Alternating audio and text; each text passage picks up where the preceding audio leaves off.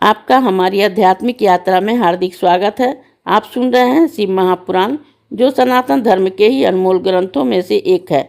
इस श्रृंखला में हम आपके लिए ही इस दिव्य ग्रंथ के प्रत्येक अध्याय का शाश्वत पाठ प्रस्तुत करेंगे।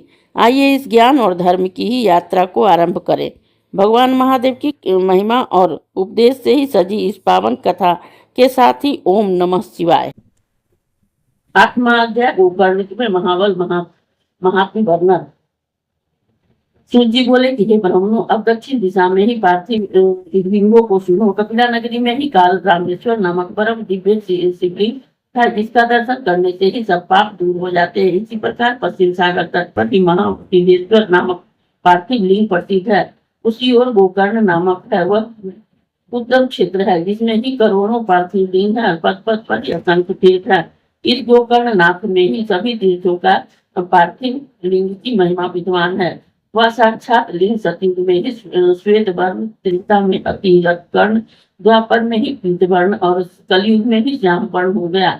जो इस महापराक्रमी शिवलिंग का पूजता है, वह बड़े से बड़े पापों को नाश कर साक्षात शिव को प्राप्त करता है। उसे ब्रह्मा पद तक प्राप्त होता है और वहां पर ब्रह्मा विष्णु आदि देवताओं का हित करने के लिए ही शिवजी महाबल नाम से प्रसिद्ध हो निवास किया करते हैं। जैसे राक्षस रावण ने उन्हें घोर तप द्वारा ही वर प्राप्त कर गोकर्ण में ही उसका लिंगन नामक रूप से स्थापित किया है।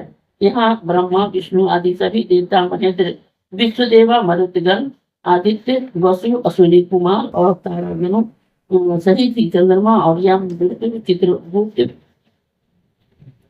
तथा ही अग्नि आदि सब देवता और गंगादि नदियां सहित ही वरुण जी और भद्र काली जी, चंडिकादि देवियों सहित आकर यहाँ शिव जी के प्रीत्यर्थ सब द्वारों पर स्थित रहती हैं। सभी उन महावन नाम से ही शिव जी को प्रणाम करते हैं। अभिलाषित मनोरथों को पाकर वहां सुखपूर्वक नमन करते हैं। इस कारण गोकर्ण नाथ में ही शिवलिंग को मोक्ष का द्वार कहा गया है। वहां ही महाबल नामक शिव की पूजा और स्तुति होती है। जो माघ कृष्ण चतुर्दशी को इस महाबल शिव जी की पूजा करता है, वह यदि पापी भी हो तो उसे भी मुक्ति प्राप्त होती है। इस चतुर्दशी तिथि का पर शिव जी का महोत्सव देखने की इच्छा से वहां चारों वर्णों के मनुष्य जाते हैं। यही कारण है कि शिव जी के इस पार्थिव लिंग को पूजकर ही एक चंडाली शिवलोक को प्राप्त हुई। इस अध्याय के श्रवण हेतु आपका हृदय से धन्यवाद। हम आशा करते हैं कि शिव महापुराण की यह दिव्य कथा आपको आध्यात्मिक शांति और गहन ज्ञान प्रदान कर रही होगी। कृपया अगले अध्याय के लिए हमारे साथ जुड़े रहें और अपने सुझाव एवं भावनाएं कमेंट के माध्यम से अवश्य साझा करें। धर्म, भक्ति और ज्ञान की इस पावन यात्रा में आपका साथ हमारे लिए अत्यंत मूल्यवान है।